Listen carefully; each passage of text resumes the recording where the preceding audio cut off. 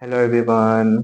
सो अभी तक के वीडियोस में हमने ये तो समझ लिया है कि अगर हम 20 लाख का एक सैंपल लेके चल रहे हैं कि 20 लाख कपल्स हैं, मतलब 10 लाख लड़के, 10 लाख लड़कियां, तो हम जनरली ये मान रहे हैं कि सभी के बीच में प्रॉब्लम्स है ना, सभी के बीच में ब्रेकअप्स हो रहे हैं, सभी के बीच में लड़ाई हो रही है, फाइट हो रही है, ठीक है।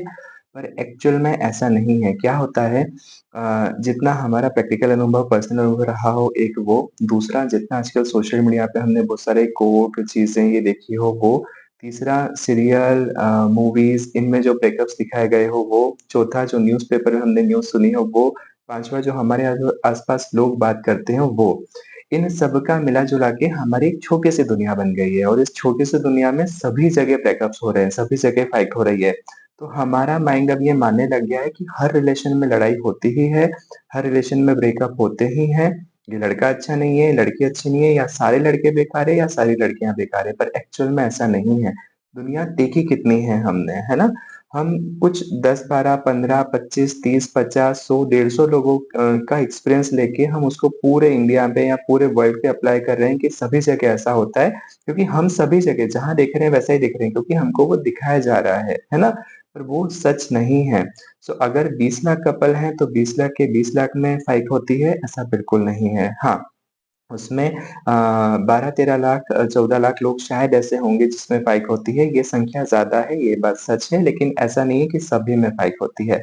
अब हम बात करते हैं कि मैक्सिमम जितने कपल्स हैं उनमें फ़ाइट होती क्यों है? उनमें ब्रेकअप होता क्यों है? उनमें लड़ाइयाँ होती क्यों हैं? इसका सबसे पहला रीज़न है daily talk. Daily talk for the 4 hour, 5 hours, 8 hours, 9 hours, 10 hours, ये सबसे पहला रीज़न है रिलेशनशिप्स में लड़ाई होने का। हम बहुत ज़्यादा बातें करते हैं, तो अब अपन देखते हैं कि ऐसा करने से होता क्या है। सबसे पहला इमोशनल डिपेंडेंसी आ जाती है। जब आप किसी से कंटीन्यूअस बात करते हैं तो इमोशनल डिपेंडेंसी आ जाती है। आपका मूड जो है वो रेगुलेट होने लगता है। आपकी डिसीजन मेकिंग पावर जो है वो हैम्पर होने लगती है। क्योंकि हर चीज़ में ये वाला ले लूँ क्या शर्ट, या ये वाली साड़ी ले लूँ क्या, या ये वाला सूट ले लूँ क्या? अरे यार, मुझे ये करने की इच्छा है, कर लूँ क्या? हम उससे हर चीज़ शेयर करके हर चीज़ का परमिशन लेने लगते हैं, तो हमारा डिसीजन मेकिंग हैम्पर होता है, ठीक है? और क्या होता है, हमारी जो वैलिडेशन है चीज़ों की, हमारे अपने जो इमोशंस है जिसको हमको खुद को रेगुलेट करना चाहिए, वो डिपेंडेंसी दूसरे पे बन जाती है। और इन सब का जो एक फ़र्क पड़ता है वो हमारे मूड पे पड़ता है, हमारा मूड भी रेगुलेट होने लगता है। अगली वीडियो में इन सब पॉइंट्स को हम थोड़ा-थोड़ा पॉइंट टू पॉइंट डिटेल में डिस्कस करेंगे। देखेंगे कि कॉग्निटिव साइकोलॉजी, स्पिरिचुअली सभी दृष्टिकोण से क्या फ़र्क पड़ता है। So thank you so much, subscribe and follow, have a great time, bye bye, take care.